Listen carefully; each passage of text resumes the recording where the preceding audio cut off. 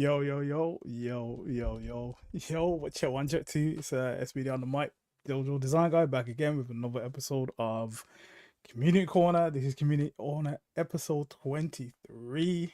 I can't believe I've done so many. Shout out to you guys in the chat for rocking with us for 23 episodes so far. Hope you guys are all having a good day today. Hope everything's all blessed. It's been a good one. The weather's nice out there. Everything's all good, man. Everything's all good. So yeah, man. Today we've got C4IQ coming up. This should be a very good episode. I'm looking forward to it. Talking about, obviously, there's been a lot of tag fighters that have been announced, all that good stuff. So yeah, man. But before we start, we've got a few, public service announcements as per usual. Versus fighting, of course. Versus fighting. Start.gg/VSF is August 15th to 18th. We've got plenty of games. We've got Fatal Fury, Tekken 8, as part of the Tekken World Tour.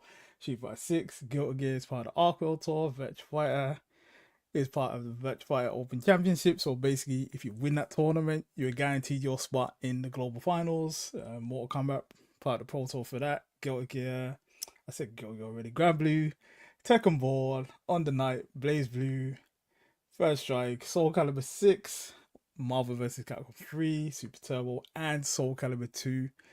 Obviously, that was a surprise entrant this year, but obviously there's been support, and we spoke to the guys. Shout outs to Tenny and the rest of the guys over at Soul Charger FC that will be running that at Versus Fighting. So start.gg/VSF. Still plenty of time to sign up and get signed up and everything else. Yeah, man, that about stops the plug-in for now. But without further ado, I'm gonna get our guest on for today. We have C4IQ. Welcome to the stage, sir. Welcome to the stage.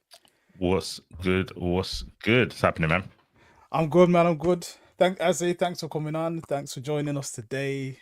Taking time out to speak to the people and that, and just talk chaff and that, man. How you doing today?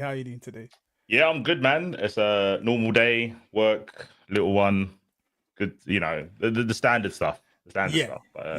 This bit's a bit abnormal. I don't really get too many opportunities to yap away. So other than commentating, that's about games. Yeah. Again, one of the main reasons why I kind of started doing community corner in the first place is to get the opinions and voices of the people in the community, because again, not many or more people to have probably like different opportunities to kind of speak out and stuff, but it just allows a platform for people to speak out that may not be able to speak out that much. So welcome to the show. So yeah, man, let's just get into it. So I guess first of all, there'll be some people out there that don't know who you are, and let them know who you are. Introduce yourself. Yeah, humble beginnings. I'm just an anime player. Used to play Guilty Gear, Rev. I played things before that, but nothing. I didn't do nothing. I didn't win or anything like that. Claim to fame was probably I used to play Cross Tekken with Jammers and Fury Fighter. Okay, I didn't even know you played Cross Tekken. Well, okay, yeah. We'll get into that. That was pretty much my first game, like proper first game. I played Street Fighter 4. I played Marvel 3. That's when I went to Heart of Gaming. That used to be in Acton. And the first time I went there, I think I got through like a Facebook group. Went up with CT, and shout out to CT. Basically, I saw Jammers. I didn't know it was Jammers at the time. I didn't know anyone in the FGC, but he was there in T mode, and I was like, "Who goes offline to play T mode on their own? This guy must be an absolute sweat." So yeah, I saw him, and then I think Fury Fighter might have been in the Facebook group as well, and that's how I met them too. And I just banged out Cross Tekken. I don't think I ever won with them two there. There was other strong players as well. Benji, Dark Horse, Wolfsten, people, all names that no one's gonna know. But then after that, I think I tried to get good at Street Fighter 4. Didn't really work. I wasn't 0-2, well, I was close enough. I was still bottom of the barrel, which I accepted my place. That's cool. And I think Guilty Gear. Oh no, I used to play Skullgirls quite a bit. Shout out to Mr. Peck, he was on the design team at the time. She now does. She makes her own game. She made like it was like quick time chess fighting game. It's crazy. It's a crazy game. Oh, okay, that sounds bad. That sounds bad. Making their own games now. So I played Skullgirls. Jammers played a little bit, and then I think Rev came out or Exiled at the time, and I was moving from pad to hitbox. And before I was in the transition, I was like, I could beat Jammers and Skullgirls, and then I'll go to hitbox. I'll get smoked, and I was like, oh, I don't want to do this, bro. I don't want to. I don't want to go back to being at the bottom of the pecking order. So I did the bad thing and went, nah, dead hitbox. I just want to be pad and keep winning. Fair. XR came out. I was like, okay, now I've not got any muscle memory. I have to relearn. Got pretty good at that. I would say my origin story starts from there. That's when I became toxic because when I started in XRs, CT again, Captain Kurtz, he got me in a WhatsApp group. And when he put me in a WhatsApp group, obviously no one knew me. So they were like, oh, it's CT's friend. I was like, yeah, no, my name's C4. I was like, no. Until you win something, you're just CT's friend. Yeah. You got to earn that respect, basically. I had to earn your name. Yeah. And that was my motivation to win something. And then the first tournament, or the first big tournament, was versus fighting. I can't remember what number it was. It was an early one. It was it wasn't in the tall building. It was in the one where it was just the whole ground floor, and it looked like a cinema. I can't remember which one. I think it would have been. Was that the Birmingham Rep? Let me just check. I'm gonna get some stats up now, actually, because I did see your name on the placing. I think it's top 8 placing in one of the Guilty Gears. I got second. Let me just scroll and see which one it is. It's the one Kaisertron one.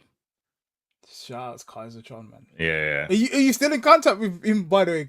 Or is anyone still in contact with Kaisertron? Bro, that is a throwback name, but it is a throwback. Everyone's just waiting for like Marvel, and then they'll probably message him. That's just normally how it goes. But I haven't heard from him for. He used to play Guilty Gear quite a bit. He used to play Bedman because it's the closest thing to a mech, I guess. Yeah. Because he's known for like his robot mech characters and stuff. I remember. Yeah. Kaisertron won that one, and what happened was I think I knocked him into losers. So I was on winner side. I was feeling good. Oso came up in grand finals on the stage, started coaching him, and I was like, bro, Oso can't beat me. What can he tell this guy about beating me? Yeah. I don't know what he whispered into his ear, but he beat me. He reset the bracket. I was furious. And everyone's like, oh, congratulations, Kaisertron, nice stuff. And I was like, you guys have no shame. Like, it was literally a circle of people like congratulating him. I was like, you got no shame. This guy had a kid, wasn't practicing, wasn't grinding like us, didn't go to offlines because, IRL. Yeah. And you're happy that he beat us all. And I was like, nah, these people aren't my people. I can't. I didn't want to go. I'm obviously very Vegeta coded, but I was like, nah, this is embarrassing, bro. We've been grinding. This guy just pulls up with Bedman and smokes us all. Like, and then after that, I got second place in every XR tournament versus fighting by my last one. Wow. Yeah, I'm looking down. Obviously, this was the first one here. I got second place there. That was 2015. Yeah. And then 2016 got second place again. Yeah. Jackal from France. Like, it was the same sort of thing. It wasn't as bad, but everyone was like, oh, congratulations, Jackal, traveling over. And I was like, no, man, we need to defend the turf. What do you mean, man? Oh, that's Omega toxic. Yeah, that's bad. That's sick. So I guess obviously you kind of spoke about, where you're kind of beginning to it. Did you kind of play anything before that, or was it just a case of generally you playing with your friends or whatever, and then Guilty Gear Cross Tekken, as you said, was the one that you kind of took seriously? Did you play anything before that though? Like, not seriously. No, like I played like Marvel 2 and superheroes with like my uncles and stuff, just smashing buttons. Yeah. But before that, I used to do breaking, and where I used to do breaking was below. Well, he's in Chocodero, and above Chocodero was Gamer Base. Yes. So I seen all the like heads like Ryan Hart and all them lot go up to the gaming place, but I just didn't play games back then, so I didn't know what was going on. Okay. So it was like destiny. It was destiny for me to one day just go up the stairs and go to Gamer Base. Yeah. But I only did it like once or twice. Yeah. But again, I didn't really take it seriously. It was only really until when Street Fighter 4 came out. I think that's when I was aware of stuff like Evo. Yeah. Okay. Yeah, I watched it, but I wasn't kind of planning to do anything like go there or anything like that. Yeah. So Marvel 3 came out, I was like, oh, this game's kind of cool. I understand. And I used to watch like NLBC and Wednesday Night Yeah. Fights and the game-based streams, Arms Yeah. Ass and whatnot. Yeah. And then Cross Tekken came out. I was like, I don't know, I like this. Let me just take it Yeah. serious. Let me see how much I wanted to see how far I could get, starting at the same point as everyone else. Yeah. So what was it about Cross Tekken, like, as opposed to the other games around the time, that you kind of said, okay, let me start with this game? Was it the tag mechanics, or was it something else maybe? It was I like creating synergy. So that's obviously something you don't get in 1v1s. Yeah. When I was playing like Marvel 3, I always thought, oh, it's not a case of this character strong. You can make a whole team strong if you pick the right pieces. And I kind of thought that with Cross Tekken to a degree. Obviously, it's only 2 characters. But for me, it was the best. Personally, for me, when it came to Cross Tekken, knowing that Theory and Jammers were going to play it was motivation, because Jammers disregards neutral and Theory only cares about neutral. So I was like, if I can beat one of them, I can say I'm good at something, and I couldn't be either of them. Like it just wouldn't happen. I'd get opened up like in 2 seconds by Jammers, and I'd get timeout wind by Theory Fire. So I was like, okay, maybe I'm not either one of these people. I'm not like a mix-up person, and I'm not a footsie person. And when Strive came out, even though I played Leo, I was a lame Leo. I was like, oh, I like frustrating my opponent. I like not doing anything. I like being safe. So that's kind of how I found what I liked doing. And then I tried to look for that in other games. And in most games, you have like keep away. I would say someone like Dalsim is good at keep away. I like active zoning. So I play like Hawkeye Marvel 3. Nice. I don't want to do like a Morgan thing. That's just like screen span. Like, I don't want to do like pollution. I don't want that. I want to keep you out, and you feel like I'm being right every time. Okay. Morgan does that. Yeah, I want you to feel like I'm in your head. So I call it active zoning and not keep away or like projectile spam. I like that. Okay, so you kind of breaking down that your theory that kind of takes you into these kind of tag games and what you kind of search for. So I guess we can kind of touch on some of the other games that obviously you play. But first of all, how did you kind of, from the game side of things, obviously you play Guilty Gear and a couple others, how did you kind of get into the commentary side of things? And like, what was there a natural desire because you're playing the game and you're learning it? How did you kind of get into commentary then?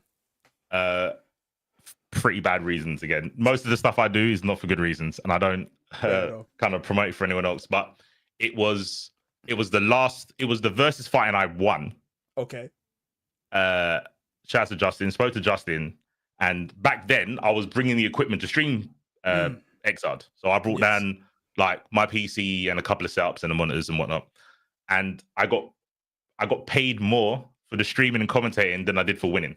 And I was like, this is the fork in the road. Like I have to pick the right choice, right? I have to go. But there was a little bit more than that. There was a case of when people were commentating my matches, I was mad because all they were saying, oh, he's just doing Leo mix-ups. I was like, no, I'm outplaying. Like, Ambi was sick at this game. So was Rad. Like, fair enough. Rad, I stole a match because Rad didn't check their buttons. So I said, I take those. So I was one up. Yeah. Tournament rules. But Ambi was sick. Yeah. And people just saying, oh, it's just doing back turn stuff. I was like, no. Like, I won neutral. And then I went into community Oki. I can't block him back turn. And he's got a DP. So if anything, I'm giving him a chance to hit me. But it was more a case of, I think I can do a better job. And at first, I definitely couldn't. I was really bad. Super monotone. Yeah. It was boring play-by-play. No one wanted to hear it. So, I think, obviously, having Jammers as a friend and Theory Fire, who's got crazy insights into specific parts of fighting games, I was like, oh, I talk to these people that know fighting games a lot. Yeah. I should be able to translate that to just talking to an audience. So, it took a while, though. It took a good year and a half till I think I was audible to people's ears. Before that, I was not good. Yeah, because that's the thing. Obviously, you got to work on things and confidence. So I guess, did you kind of, when did you get to a point where you were like, okay, I'm kind of like, I'm certified now as a commentator. I'm confident in like my style. I'm confident in like the knowledge that I can bring. Like, your commentary style? When did you kind of lock that down, so to speak? Like, I would say in Dragon Ball.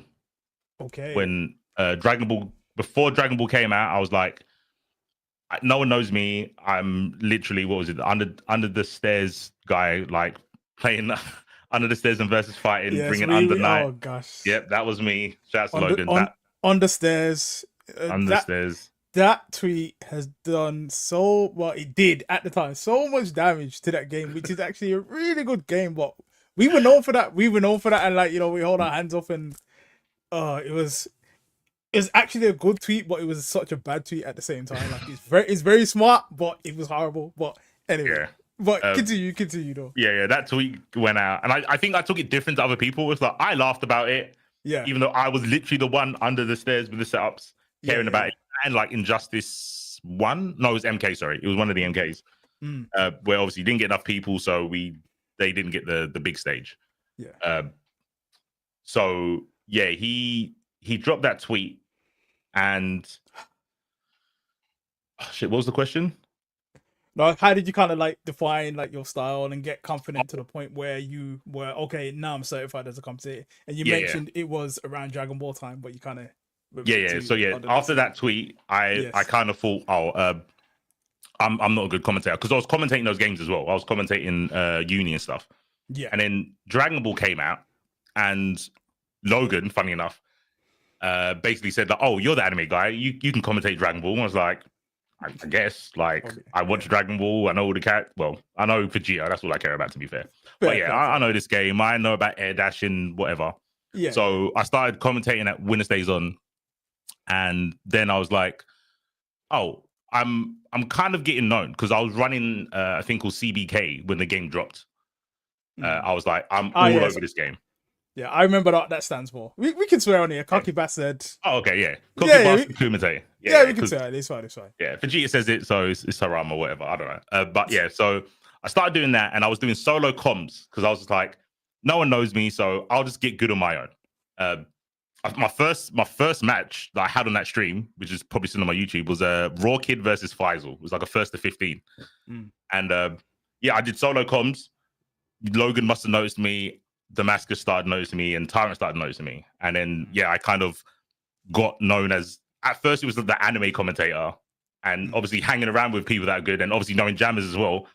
I'm casting crazy shadows, bruv. Just like titans of commentators all around me. So it's like, I just got to get good. I got to just assimilate all the good parts from them, put a little spin on it for me. And then, like I've had, even to this day, I'm asking for feedback. There's always room to improve.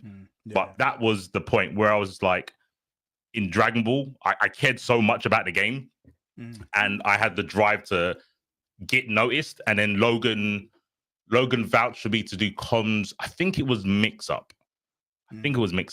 And I was like, well, if Logan thinks I'm good enough, then I must be doing something right. And then, it just kept on. I tried to keep on improving from then. Yeah.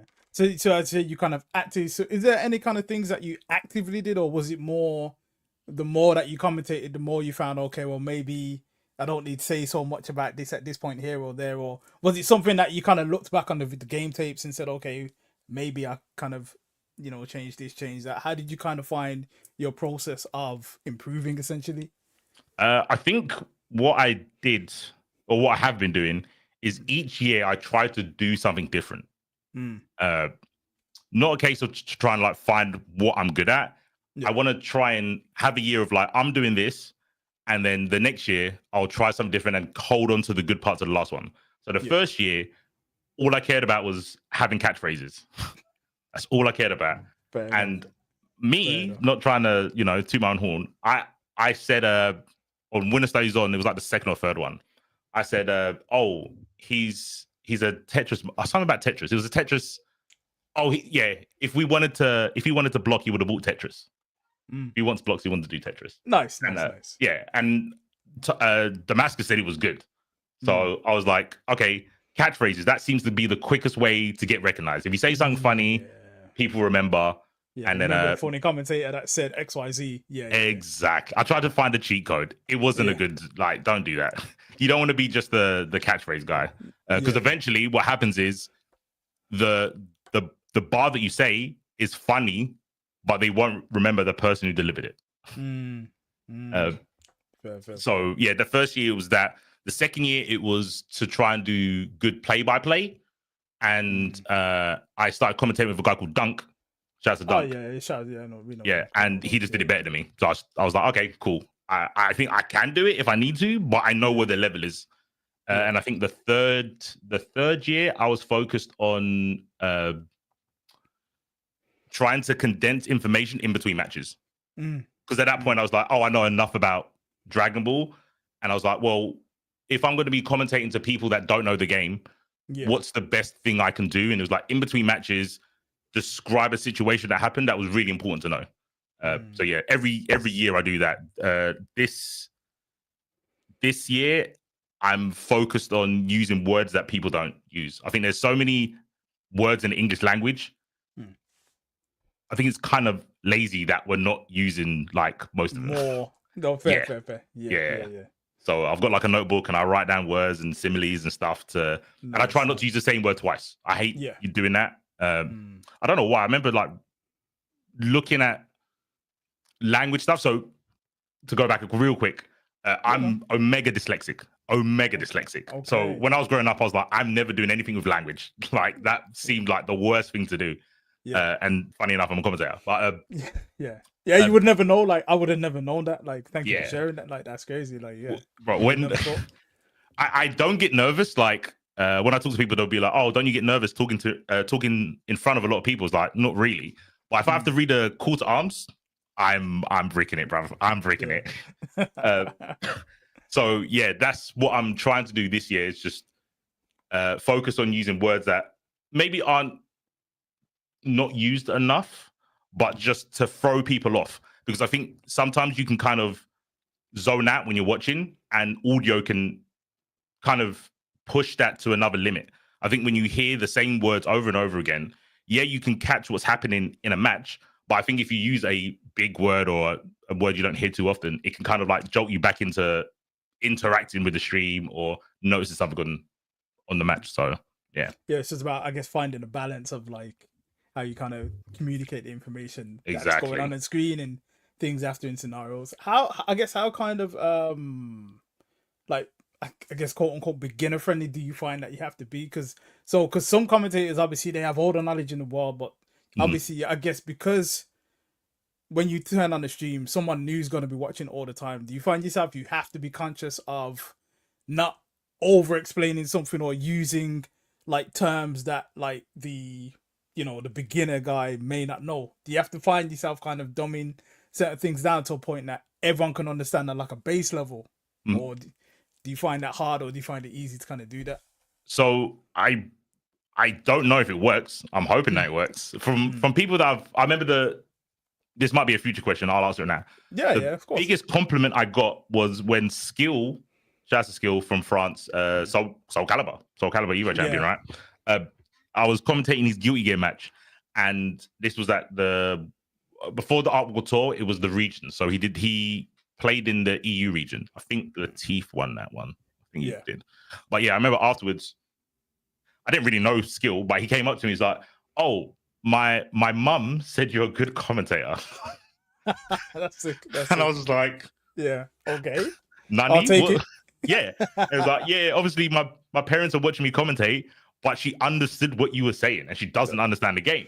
Okay. So that was the biggest compliment to me, because I used to think about dumbing it down, but I think all it is code switching. I think most people, if they're watching a fighting game, know enough, but I think it's the lingo that we use which alienates them. So I would go out of my way to, for example, nowadays, or when Marvel comes out, even though it's our lingo, I'll try not to say happy birthday. Because there's no correlation to someone who hasn't been in fighting games for years. In Dragon Ball, I say 2 girls, 1 combo. So the D-gens laugh. Yes, like me, because I know. I mean, I laugh too when I've came up with it. But if someone who has no knowledgement of games hears 2 girls, 1 combo, they're gonna be like, "Oh, there's 2 characters in 1 combo." That's what happy birthday is. Fair. I try to do stuff like that, and all shouts to Skill's mum. I was like, "Oh, there's something here about like code switching. Like we can explain stuff with our lingo, but then at that point, you're explaining things to people that should already know, kind of. Yeah. Yes. When you're saying like, oh, trip guard, or sorry, lack of trip guard. That's how you meant to say it. And fuzzy guard break. It's like, yeah, we can say that, but you're just alienating the one or two new people that might be in the stream, and there's just no need for it. Like, you don't get any cool or brownie points for saying the lingo. Like, what's the point? And it's not shorter. If it was shorter, fair enough. Like something like TK, I understand that. But when you say Tiger Knee, unless you're a nerd, you don't know what that means. Yeah. So, fair. So I guess obviously you commentate like multiple games. So you commentate obviously Guilty Gear, Dragon Ball, Marvel. Obviously you've been commentating for Fatal Fury, City of the Wolves. Obviously we're going to get into that later on. How do you how do you find commentating multiple games in terms of like the knowledge base? Do you find like, obviously you've got to know an element of each of the games, but do you find that you have to know one of more game because there's more systems in that game, or do you kind of find there's just, once you're comfortable with like a base level of knowledge on this game, you're kind of confident to kind of do the rest like of yourself, really? No. So I definitely have different levels of skill in games of commentate. I'd probably say I know the most about Strive, then like Dragon Ball, all the way down. I did want to try Tekken commentary just to see if I could do it. But I'll say something like MK or something, where I know the notations and I understand what big punch means, right? Like, it's very very low level, very stuff. Rudimentary, very low, But what I do, and I think other people might do it subconsciously, but I do it with like a conscious mind, is like, if I go to Street Fighter 6, I understand fight games. So to a degree, it's like, my knowledge of fighting games can kind of carry you in 6, but I don't know Omega type frame data. I know what safe on block looks like. And I can get that from the reaction in match. I don't even need to know. If I see a player block scissor kicks, I'm like, okay, scissor kick was safe in 4. They're not challenging afterwards. It's probably plus something. So you can do stuff like that. But what I try to do is take knowledge from one game and put it into another, because I feel, especially because of Dragon Ball, where there was loads of people from other games playing Dragon Ball, it benefited me and probably the people that would listen to me to be like, oh, this is like X thing from MK, or this, especially because we had like Foxy playing. So, and I watch a lot of MK, I just never commentated it. But I could see like, oh, Foxy's bringing his MK style, and Ixie as well. They're playing their very like defensive, safe stuff because they're so used to just infinite pressure. And then you had the anime guys playing.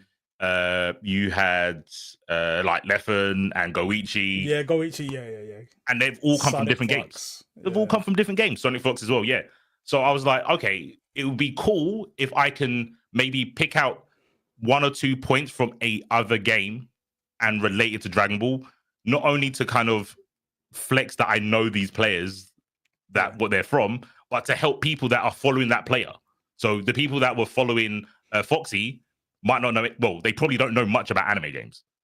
But if I give them something that's tangible to MK or an NRS game, then it could help them understand the game a bit better. It makes the transition a bit smoother on their side in terms of watching and so like for me, knowing the game I'm commentating about isn't as important as knowing how to make someone watching understand. That's more important, because I could be jammers and know everything, all the move names and stuff, but I don't know if that necessarily helps someone who doesn't play Street Fighter understand Street Fighter. I feel like I feel what you're saying. I like it. So I guess, would you have any kind of, for the people out there that like would want to start commentating, or they play their game and they probably commentate on the side on their friend's stream or whatever else, would you have any kind of like tips or advice to kind of get into commentary? Getting into commentary is pretty easy now, just online, just grind online. I think what's more important is a mindset on when you're commentating. It's very easy to get like deflated. Like I said, I was in a situation where I was looking around, especially in the UK, it's rough. Like we've got so many good commentators that have come from the UK. Yeah. Tyrant, Logan, Damascus, Femi, Jammers. I mean, they're all pretty much in Street Fighter, but go up north, you got the twins. Like, it's just jam-packed. So I was like, I ain't going anywhere. Luckily, Anime Game saved me because none of the top players wanted to commentate underneath the stairs. Yeah, they didn't want to commentate underneath the stairs. That's cool. Fair. So I was definitely right place, right time sort of thing with like Anime Games kind of like getting popular. But now, yeah, you've got loads of online, but I think it's way harder to get noticed. So this is why I say I think it's about the mindset. My mindset now from like the last 2 years was it's not about being good, it's about being irreplaceable. So you don't need to be like Jammers. You don't need to be like Logan, where he knows literally you can tell Logan who played 4 years ago at this local, and he will tell you the 2 players in the match and the grand finals result. Like his history is insane. And that is irreplaceable because only Logan can do that. You can be mechanically good at commentary, but if you don't have a reason for a TO or production to be like, oh, that person did something that's super unique, they're just going to get they're either going to get the person above you or they'll get the person that's cheaper than you. Yeah, that's fair. Fair. Yeah. Fair. Are there any kind of commentators that you kind of, obviously, you know, you said you come up with like Jammers and a few others. Is there any commentators that inspire you or you look up to and you're like, okay, yeah, I'd love to work with them, or those are commentators that like kind of influence your journey coming up into it? This is going to be a weird answer. So for the longest time, there wasn't one because I was like, I feel with that kind of question, it's like, oh, who do you like aspire to be? And when I spoke to Jammers, I was like, I was just talking to Jammers. Yeah. And then obviously he got really big. So to me, it's like Jammers is my mate. It's just Jammers, isn't it? Like, it's just Jammers. It's just exactly. So I never had the like, oh, this person, I really need to commentate with him. And when I traveled to America, as soon as I landed, like the whole starstruck thing vanished because you talk to someone and you're like, you're just a human as well. You're just a human, right? Yeah. There's something very humbling that I noticed is, I think when I was watching people, like when I was watching Wednesday Night Fights and I saw like Ringe and I saw like Yipes and all that sort of stuff, you're like, oh my God, oh, James Chen. James Chen's the perfect one, right? And I commentate with James Chen on ICFC. Oh, nice. Before we commentate the first time, we were just talking about nerdy, I can't remember what he was talking about. I think it was about the lack of trip guards. I remember watching his video and he was talking about how everyone says it wrong because they called it trip guard, but it's the lack of trip guard because you can't guard the tripping animation of the attack hitting you low, right? So he was talking about that. I was like, oh, he's just a nerd. He's not like anything amazing. He's not special. He's just a nerd who talks about games. So that erased all the kind of like, oh my God, starstruck stuff. Yeah, it kind of humanizes them, and you're like, you know, you're just a normal person, like 100%. Play games and yeah. And then I went offline, and there was something for some reason in my head. I was like, oh, now I've seen the back of these people's heads. I don't have that parasocial thing because with commentators, most people that have heard me commentate or any other commentator, you haven't seen the back of our heads, so you don't really know us. When I see the back of someone's head, I'm like, oh, you're just a human. Like, I see you on screens all the time, but you're just a normal person like me. That's cool. But there is one person who I personally think is like the best commentator, hands down. Okay. But no one's going to know about him. No, I know Jonesy's going to know. Okay. So there's a guy called Don Con, right? Okay. And he commentates MBCI weekly. He runs a tournament, does it MBCI, BB Tag as well. Yeah. And he does solo comms most of the time. Not all the time, but most of the time. Yeah. Don Con has, I can't explain it. He has all the funny jokes. He has the bars. And it's not just regional bars. So like when I jump in, I understand most of the jokes. And I'm obviously across the pond. He's from Canada. Okay. I see you here. Yeah. I've never seen someone control the mic so elegantly and with so much grit, because he will say crazy stuff and he plays in his tournament and then you'll get rage induced for like 10 seconds and then go back to being the funny guy that everyone wants to watch. It's the fact that he does it on his own. And I've never seen anyone control the mic as well as he does on his own while doing production. It's actually insane. He's too good. Broken commentator. And I commentated with him once. Yeah. And I could feel I could feel the gravity in my room getting heavier because he's so strong. Like, he's the only person I commentate with, and I felt like I'm not on the level. Not on the level. Everyone else, I kind of find an avenue where I'm like, I commentated with Sharon, and he was speaking Spanish. The whole stream chat was going crazy. I was like, I haven't got this energy. I don't have this aura. But then I was just like, okay, you can do the hype. I'll do the analytical stuff. When I commented Don Con, there was no room. There was no avenue for me to go down. He did everything so good. I didn't have that. So Don Con would be my goal if I wanted to reach any level of commentary. He's too good. That's fair. So yeah, you kind of speak about, like finding, obviously you spoke about synergy in the fighting games, but I guess obviously there's a synergy that you kind of have to find with your co-commentator as well. Like, so how do you kind of find out? Do you like talk beforehand? It's like, okay, you find out you are kind of be commentating with such and such person. Do you kind of speak beforehand, or do you kind of just let it go and kind of gauge as things are happening in the moment? Like, how does that work in terms of the bouncing off together with each other in terms of the commentators that you've worked with? So that's good advice. You should do that. Everyone should do that. Everyone should talk beforehand. I never do. I hate small talk. So the thing that I do is like 10 seconds before the trailers run, I'll be like, do you want to open? That's it. That's literally all I do. And then I wing it. But what you said, there's going to be times when you're either commentating with someone you know, but they might be having a funny day, not in a good mood or something like that, tired or whatever. And it's good to have that conversation. And with someone you don't know, it's pretty important to have that conversation, I would say. But I don't do it. Most people, I'd say like 90% of people that I've commentated with haven't done it, but I'm not sure if that's kind of them feeling the same thing I do, where it's just like, I don't want to small talk. Like I'm weird and antisocial or whatever. So that could be what's going on. Fair. So obviously you mentioned a bit earlier briefly, like I think you mentioned kind of mix up was like your first big break, so to speak, in terms of tournaments. So how did you find that, first of all? Because would that be like your first international like commentary gig, as it were, at Mix Up at the time, or were there any events prior to that were your first kind of you started to make a name for yourself now? I think it was Mix Up or Brussels, one of the two. I think it was Mix Up. And to me, maybe it's the dyslexia working the other way, but I can see 10 people in the stream or 10,000 people in the stream, and I'll be the exact same. It just won't affect me. And neither did the location. The location didn't affect me either. I thought it might do. But I honestly, like, me commentating CBK and me commentating Evo it's the same. In my head, it's the same. I'm just talking to people that might not like the game. I think, tell a lie. The only difference is with like online streams, normally I do less of the like over explaining. Like, I don't do as much code switching because I don't need to.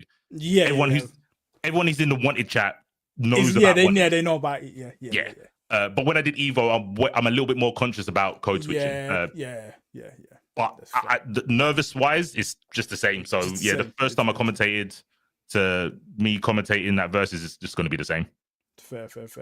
Just going into the chat, shout outs, Single. He said, what is Duncan's Twitch URL? Because he's gonna send a follower right. Yeah, it's ICU Hater.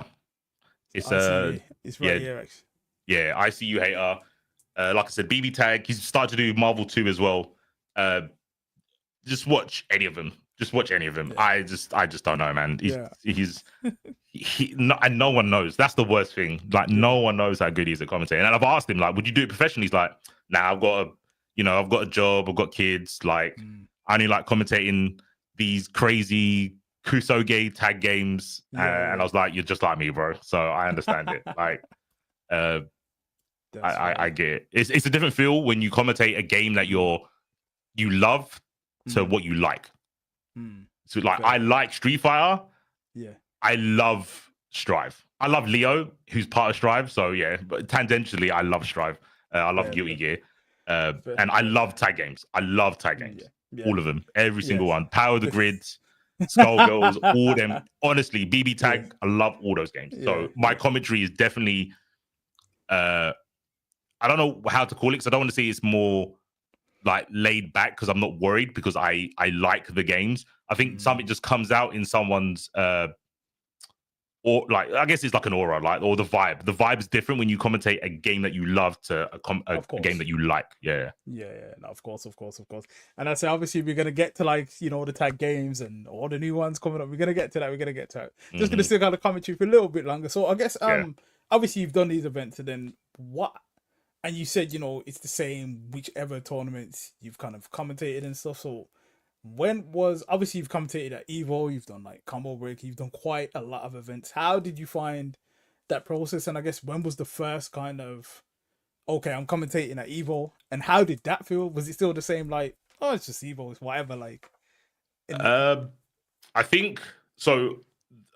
I don't know what happened behind closed doors. I think the path to me getting to Evo was the year when it was online. So when COVID hit, yes, and before that, ICFC was happening, and the shout out to the twins. The twins know me, and Jammers knows me, and Jammers was on. He was on ICFC, and they started doing Guilty Gear, and I was like, oh, C4 Guilty Gear, Rev, he's really into Strive, get him. So I started doing that, and I didn't know anything. I think I knew about Honzo Gonzo from way back, but I didn't know he was like the guy now, like one of the guys. Didn't have a clue. I thought it was just like some troll Marvel player or something like that. And Chris Segular, I didn't know who they were. And they were behind Tenno Media. So that was like one of the other things with the mindset, always commentate. Everything you commentate, even if there's two people in a chat, one of those people could be someone important that could get you a job. And luckily I had that mindset when I was doing ICFC because Chris Segular heard me and then he gave me 2 chances. 3 chances because I did the online one. Okay. But that didn't happen because the craziness happened. And then the 2 years after when it was offline. So yeah, that was the combination of like luck and skill, right? At that time, I was, I think, good enough to commentate Guilty Gear Strive. And the right person heard me commentate about Guilty Gear Strive. And you can never really pinpoint where it started. Like I always say, it was Tyrant Damascus, Logan. But it could have been someone before that. The twins knew me before that when I was commentating at Meltdown. They heard me commentate Street Fighter, KOF. I think it was only those 2 games that had that Meltdown. And they might have said something. I don't know. I just don't know You don't know what happened to get you to the point where I don't know what was the first domino piece to drop. I don't know. Maybe Jammers said something. I have no idea.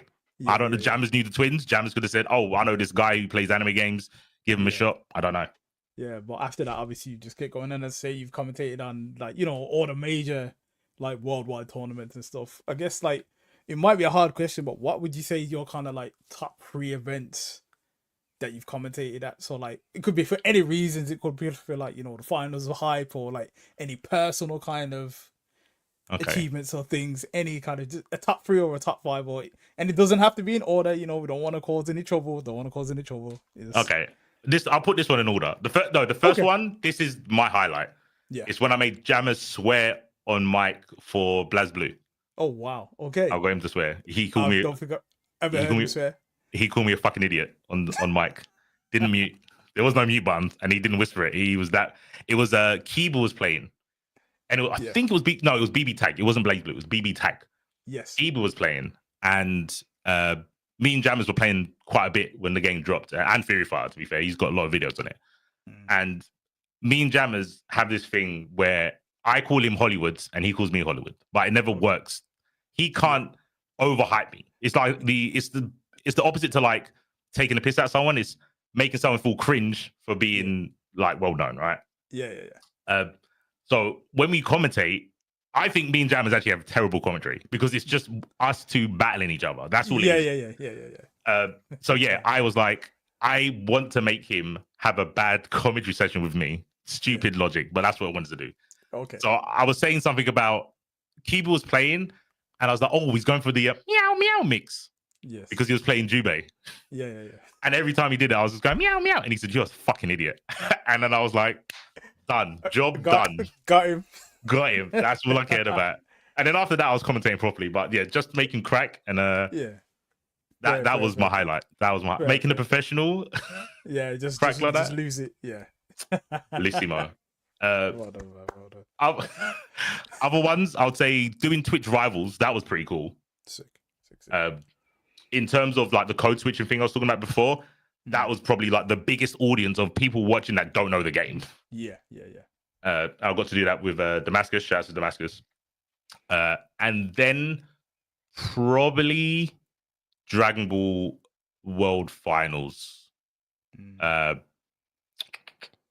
Yeah, I think that was like the closest thing I got to being noticed outside of like. So I did the whole. I had a book, and it was.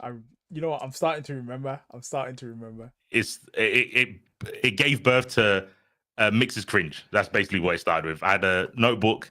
I think it was Wawa versus Nitro, and basically Nitro did like 50 mixes, and Wawa did like 1.5, and I had it all written down, and I just reeled it off after the match, and was like, yeah, Mix's Cringe, and that will always be funny to me.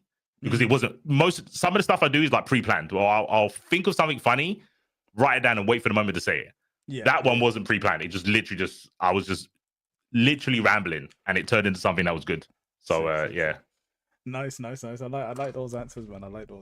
It wasn't like your typical, oh, it's gonna be Evo and blah blah. Like, it's obviously personal stuff to you. That's just Evo. Don't get it twisted. No. Of course, again, yeah. You know, I don't want to call. So I'm not downplaying Evo at all. Yeah, don't downplay it. Yeah. For pride, definitely Evo, 100%. Like, there's no question. But like I said, because the numbers of people watching doesn't affect me, I don't get that thing that most other people would get. But it's definitely an honor, 100%. Of course. But yeah, it's not the same as making Jammer swear. I'm not gonna lie. I'm sorry. I've never heard him say. Yes. That's it. So definitely big achievement.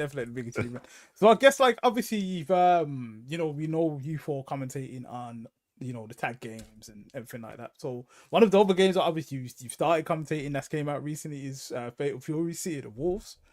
So I guess first of all, like, what do you think of the game just as a game personally, in terms of like the gameplay and stuff? And have you found it easy to kind of pick up the systems and stuff to translate that to your commentary style and how you commentate on the game? Yeah, I did some commentary for it on Damascus Wanted, and then I did some a couple of weeks ago for Hessen Crash. Yeah, it was at Hessen Crash. Yeah, when the game first came out, I really liked it. I tried Dong, and then I realized I don't like the game. Then I played Vox, and then I realized, oh no, I do like the game. I'm Vox as well. I enjoy Vox. I enjoy Vox. Again, there's something innate deep in my DNA where I like to go forward and be plus. It's the Bison thing, like in Street Fighter 4. Like, I like scissor kicks. I don't know what it is. It loses to neutral jump, and then I cry. But Vox having the hand and being plus. Yeah. It's +3, and then after EXDP and the kick down is +3 after that. +3. I'm just a simple caveman, bro. I love stuff like that. Super straightforward, and he's got a command grab. Like, I've got everything I need. Yeah. Everything I need. It's a very straightforward like gameplay style, really. Yeah. Like, just get in, using plus frames, command grab here and there. It's got DP as well, DP break, all the rest. Yes, sick DP break. Man. I really like Vox, and I guess I've got like my motivation either comes from something toxic or an aesthetic. So in Dragon Ball, what kept me playing was SSJ Vegeta. In Guilty Gear was Leo because he looked like SSJ Vegeta. Like, that's just how I work. I like Nash. He has blonde hair, like a Saiyan. Like, You're a simple guy. Fair enough, man. Very simple. I'm so basic. And yeah, Vox definitely motivated me to play the game. In KOF 14 and 15, I played Antonov. I thought, I hate the archetype is horrible. I hate it, but he's cool. He's got cigars in his belt. That's gassed, brother. He's sick. Yeah. So yeah, when I went into Fatal Fury, when it comes to mechanics, maybe I'm numb to it from all the crazy games I played, but it takes a lot for me to not like a game for mechanics. It takes a lot. And as an MVCI player, clearly graphics don't make a difference to me. So I like a lot of games, right? Yes. You have to do something real bad to make me not like your game. I played a lot of Injustice because I love zoning. Yes. And you know, like the ambience, the music in NRS games are notorious for not they're so forgettable. Yeah. No one could hum me one right now. Like no one cares. It's just one of those games. And you know, the whole hyper realism.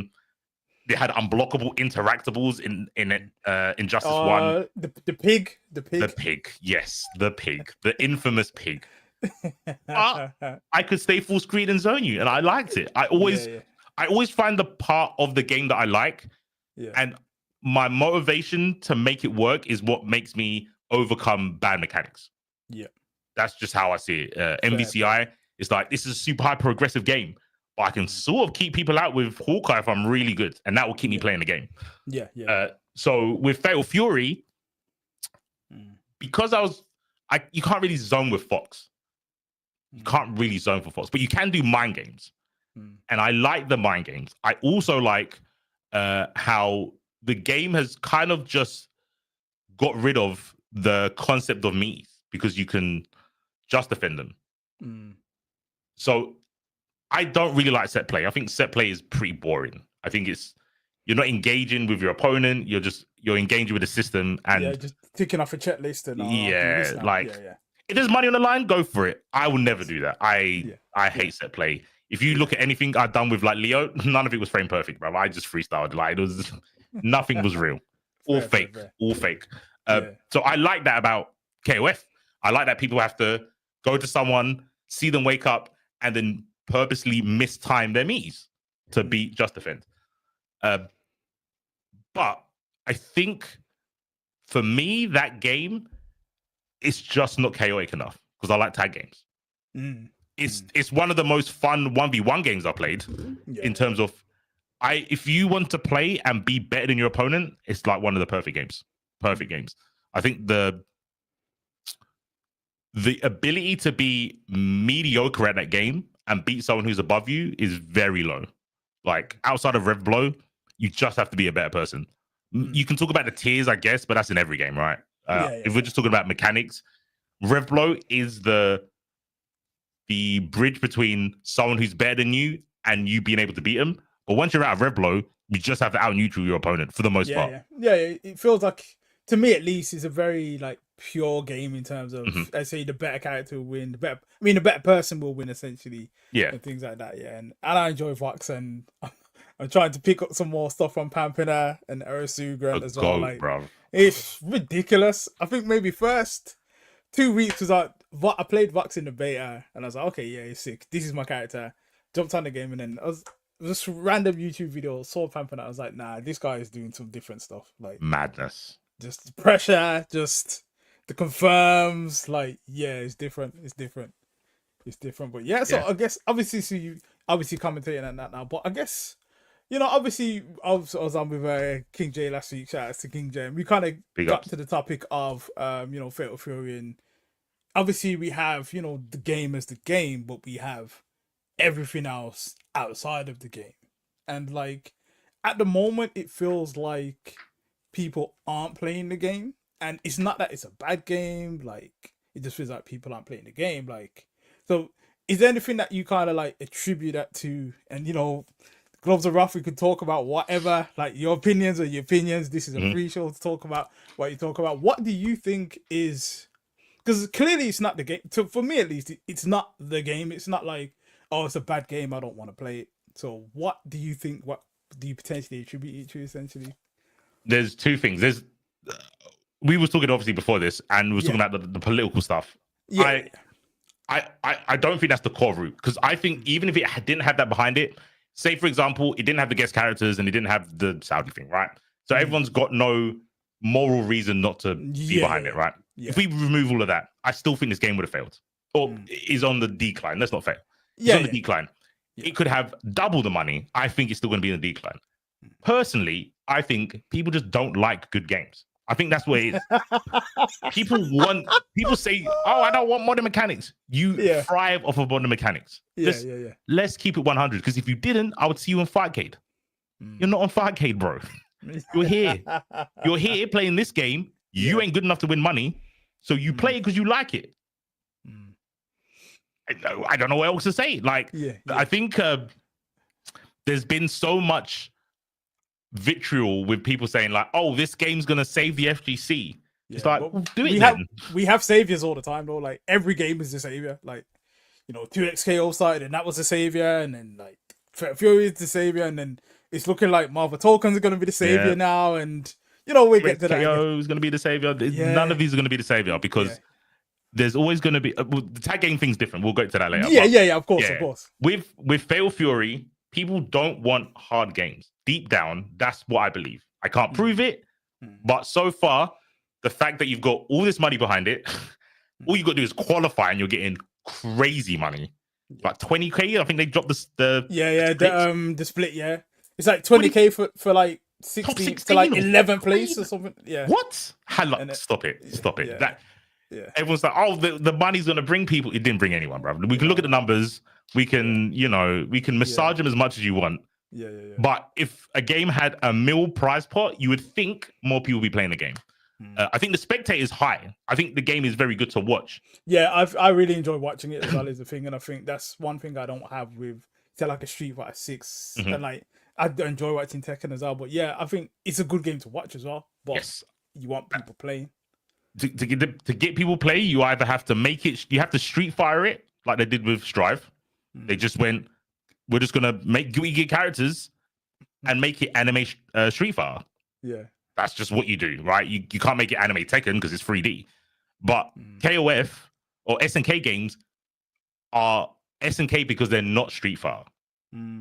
It's just not. No one was there for 14. No one was there for 15. Fatal Fury comes out. Yeah, you have to learn one character instead of two, but it's not Street Fighter. It's not. Oh, my heavy button. In Street Fighter, your heavy buttons are normally your pokes. To whether it be Street Fighter 4, you're trying to rack up stun, or like the big sweeps that are slow, but you get a massive reward because you get Oki. In SNK, sometimes or a lot of the time, your heavy is only 1 frame slower than your light. And when you've been not conditioned, but when you've been normalized to light attacks faster, heavy attacks more damage, you go to SNK. I remember playing 10 for the first time, and I was like, why are you pressing heavy buttons in scramble situations? Like, well, why would you not? I was like, that's me being Street Fighted. My mind's been brainwashed by Street Fighter. It's like, it makes sense. But it took me so many months to get used to that and for it not to feel alien. It's a very, when you don't know the game, SNK is a very scrambly game. And I still have this with stuff like Alpha 2, where I watch Alpha 2, big ups Nash, he's sick. Or like Third Strike, and I look at the neutral and I'm like, what is going on? Everyone's just guessing at each other because everything's too hard to react to, I'm guessing. But it's just how the frame they are, the ethos of the game isn't Street Fighter 4, Alex Vai walk backwards and forwards doing the can and thinking you got footsies. Like, but that's what's popular. That is what's popular. And I think visually, it's way easier for someone getting into fighting games to understand walking in and out of poke ranges. Way easier. You can't do that really in SNK games. You can't just walk backwards and forwards. There's too many, like, there's Rambus, there's so many plus forward moving attacks. It's pointless doing that. Street Fighter 4 doesn't have that. The reason Bison Scissor Kick is a charge is so you can't just walk forward and scissor kick someone.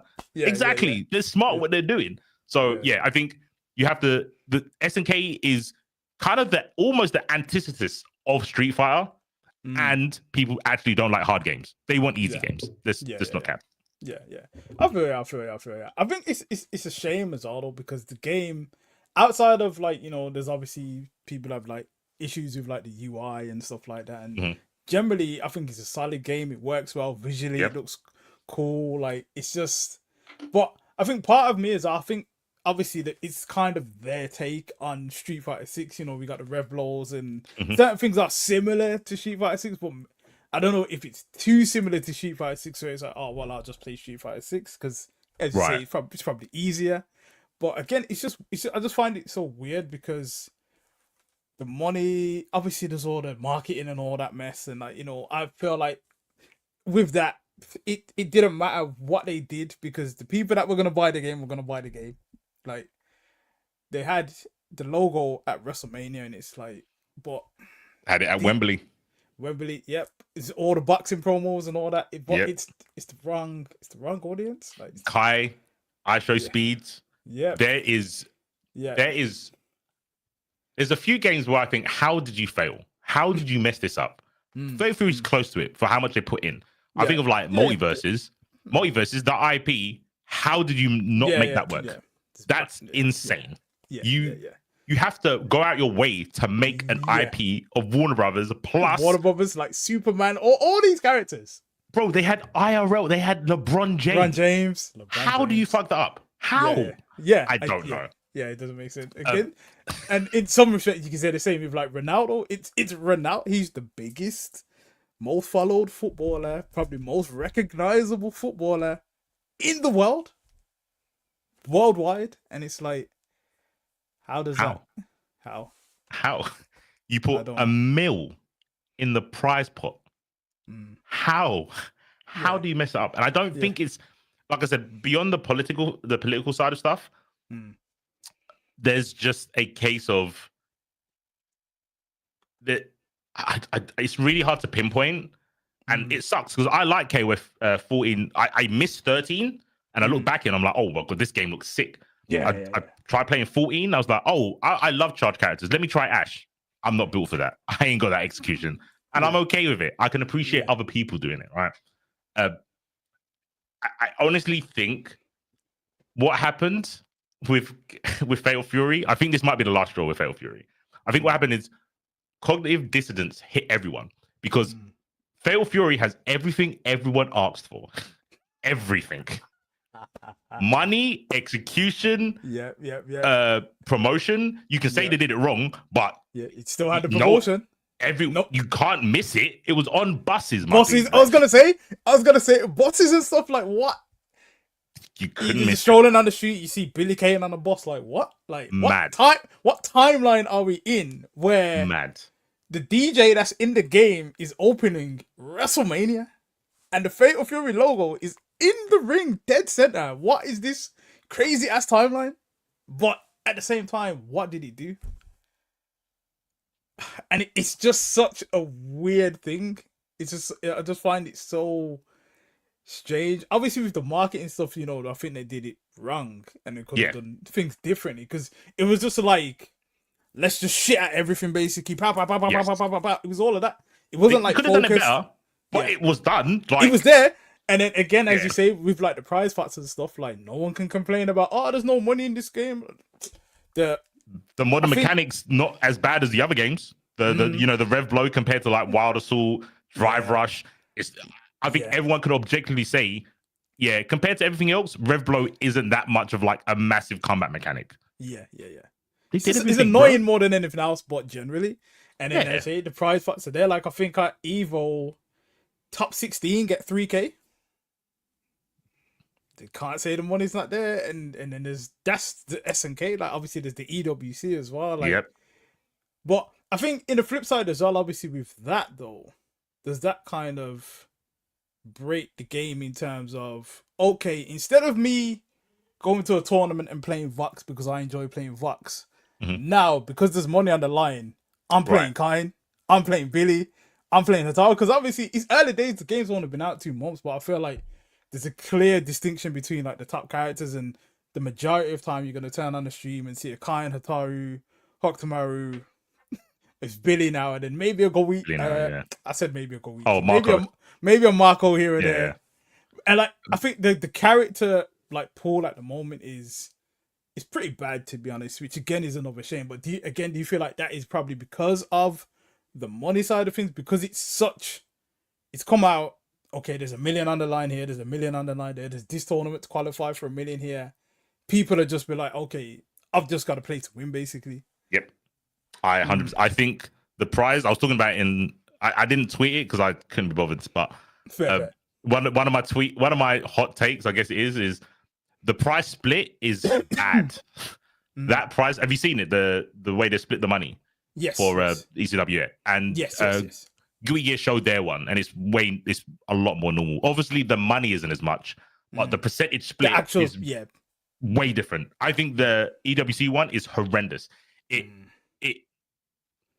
it encourages two things. The one thing you said about people just jumping on the game to try and get the bag, and then they're not going to play again. And people are honest about it. There's been lots of players that are like, oh, I really like the game. And there's been some that are like, oh, I just want to qualify and get 20K and then go back to my life, right? Yeah. It also encourages pot splitting. Because the difference between third and second isn't that much. I think it's 100K for third, 155 for second, and then like 300 or something for like first. I think it is. So and it's pushed it all together. So winner, most tournaments, the winner gets 50% of the pot, 50%. And I know people are like looking at how CPT did it. Yeah, because that split is pretty bad in terms of first and second place is crazy. Yeah, you don't. I understand that was a crazy split. It doesn't. It does the opposite of encouraging pot splitting, because the better player's gonna go, no, I want the whole the line. Yes. But normally you get 50% of the prize pot goes to first place, and then you're looking at around, depending on how many people you're paying out to, you give second place like 25, 30, 35 if you can. 35 is a good thing. Yeah. Sea of the Wolves is 30, 15.5%, and then 10%. Yeah. Because they're giving so much out to top 18. Yeah. So you're going to have people that are played just to qualify. And then the weird thing about Fatal Fury is because Shao Hai is probably going to win it. Yeah. That's not a hot take. Yeah, that's not a hot take at all. Yeah. So I think everyone's going there to be like, I just want some of the money. I don't want to beat Shao Hai. That's not a good thing for your tournament. If people are going to your tournament not wanting to be the best, what's the point? So it just encourages pot splitting or people going and not caring. Yeah, which I've been there. I saw it for Dragon Ball. The last year of Dragon Ball, people did not care because they patched the game so far away from how it used to be. Yes, they pulled up to the tournament, but their heart wasn't in it, and you can see that. And I think Fatal Fury, sections of it, not all of it, sections of it, there are going to be some people that think they can take Shao Hai, and that's good. That bit's good. It's everything else around it, because there's going to be a lot of people that are there just to be numbers and get their numbers up with the bag, which I understand. But I just don't think it doesn't give us the tournaments that we want. We want the CBTs where people are like, no, I'm the best and I'm going to smoke you. And the prize money is a bonus to the pride. Yes. Yeah. And I feel like speaking on that, I feel like a lot of, obviously there's a lot of tournaments that are involved in the EWC now and things like that. I feel like and again, it's not really a controversial take, and I'm talking what I'm talking. I feel like a lot of the events, the focus is off winning that event. It's more, okay, you can qualify for the EWC. And I feel like obviously we've, EWC has been about last year and whatever else. And I feel like it's kind of a shame because, you're kind of taking prestige off these actual events, which are still legitimate events. But it's more about, okay, if you come second or third place, you can qualify for the EWC. And it's like, shouldn't the focus kind of be on the tournament that you're at? But that's just me speaking. So yeah. Obviously, I'm not against people getting money. Don't. Of course, of course. Yeah. So I'm not here. But yeah, I want the FGC to get money, but I don't want the reason that people aren't getting the tournaments for the good game that we're talking about. Fatal Fury is a good game. We're not going to see the passion behind it, because when KOF people were playing, or when Samsho people were playing before EWC, they're only playing for passion. There's no money gained there, and the money takes that away. And the split makes it worse. The split makes it worse. That's all I'm saying. Yeah. Fair. So, I guess, do you feel like there's anything that could be done, like in the future, in terms of the current trajectory of the game? Then, like before we kind of just move on to the tag games and stuff, because I want the game to succeed. I think it's finding it hard right now. Yeah. And just again, if I'm just a random person, it's like, I wonder what Fatal Fury is about. I'm gonna jump on a stream. I'm gonna see one of 4 characters every match, and that's gonna put me off the game as well. I was like, I don't really care about this. So do you feel like there's anything that you can do? You feel like it could be like I wouldn't even say balance patch, because I don't like major balances like so quick and stuff, but like, do you feel like there's just nothing that can be done? Like, we kind of have to get past this period and then see where things go from there? Or I think so. For me, this is gonna sound bad because I don't I don't want to put anyone down, but I feel for Fatal Fury to succeed, it needs an influencer, and it needs someone important to play that game. And when I say important, I'm not like disrespecting Shao Hai. I mean, to the great FGC, Shao Hai is just a really strong player. And and there's obviously a language barrier as well, so we can't get the humor behind him. He might be super funny, and I just don't know because I'm ignorant and only know my language, right? But when you have someone who has a lot of clout, who actually likes your game, it changes. There's so many games, you know, like perfect example. Bar last 2 days, Smug was really popular for like Dudley Street Fighter 4. And you didn't care if you didn't know about Street Fighter 4 or there's no tournaments to Street Fighter 4. If Smug's playing Street Fighter 4, it's going to be funny and we're going to watch it. That's what you need for Fatal Fury. You need someone. There's lots of people that have jumped on it, but will they be on it still after EWC, sorry. That's what matters. You need Jay, do it. Like King Jay, you be that person. If King Jay played the game after EWC, I'll be like, you know what? I think people in the maybe UK or EU region would give it more time. But I don't think he's gonna play it. I could be wrong, but I want to be wrong because I want people to play the game. It's good. I think the game's sick. But you need someone like that to be like, you know what? Regardless of the money, this game's sick. And when the money goes, obviously that's when you're gonna see players go. Understandable. But that's when the true fans stick around. We still play the game. Yeah. That's fair. And as you say, I've kept up with obviously the Smug stuff as well. It's a bit mad, to be honest.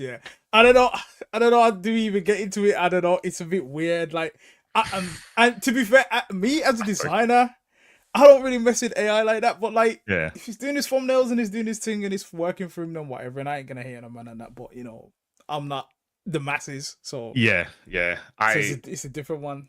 My 2 cents. The whole AI thing kind of goes on my head. I don't know. Maybe the dyslexia is affecting different parts of my brain. I don't know, but I see as he's being optimal. He's not doing it in the video. It's just a thumbnail, and the option is the thumbnails AI or the thumbnails cringe with the person doing the whole like exactly. They're both bad. Yes, I understand, but you know what? One takes less time, and I want Spunk to have more time for the content in the video. And I can see why he would do it, and I think he must have said he watched the video from Mr. Beast or something, and he was the one that kind of that's like, it's just the way things are. But it's kind of slightly different for me because I'm a designer, so I will be able to do whatever else and blah blah blah. But I can understand it. But at the same time, I don't feel he needed to get dogpiled, and you know now he's not. People call him cheaters. Like if someone's saying you're a cheater because you use AI, he's being optimal, just like how you use a macro in a fighting game. It's like he's being optimal. I don't know. I don't know, man. I don't know. So man, I think this is the main portion of this episode where we wanted to go. I've titled it. I remember last week, the last time when I was up with Edwin. Shout out to Edwin. A tag fighter mayhem. That is what I've tagged, because for some reason, every fighting game now is a tag fighter. Like, did you have like a prayer circle or something to make this? Like, what happened? Because it was like, okay, we got 2XKO, that's cool, and then we got Hunter x Hunter, and then it's like, and then it's the Marvel token, like, and it's just like, and then they've got the Invincible one as well, and it's like, it's tag fighter mayhem. So I guess first of all, like, what are your thoughts on, like, you know, the renaissance of tag games, and kind of what are you looking forward to? Obviously, the next one that's coming out, I think, obviously, is Hunter x Hunter is the first one that's coming out. Like, we can kind of touch on that first. What are your thoughts on Hunter x Hunter? I'm happy, and there's two. I don't know if there's like 2 different levels of happiness that you can have, but they're like parallel for me, right? I'm happy that we're getting all these tag games, and I'm happy that people that don't like tag games have to hold this shit and enjoy my tag game. They're both lifting each other up.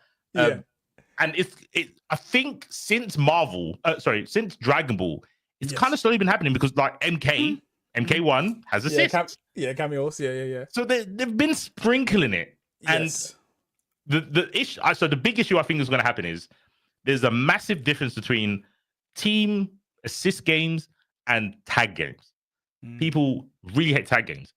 But there's a difference between active tag. Well, I don't know if it's like on the glossary. I don't think it is. I say in my commentary anyway. But there's active tag and there's tag switch. Yes. Tag switch is different to active tag. Where active tag is normally when you have your point character and you bring in your other character. So like Cross Tekken and MBCI. Yeah. I don't think most people have a problem with that. The other one, tag switch, is where I think people have the issue, because that's when you call an assist, then you tag into your assist. That's when it's so chaotic that normal people can't follow. I think we're abnormal for trying to pretend that we can follow it. It's just not happening. People trying to say that I'm going to try and block like lightning, 0 lightning incoming. No, you're guessing. Just stop that.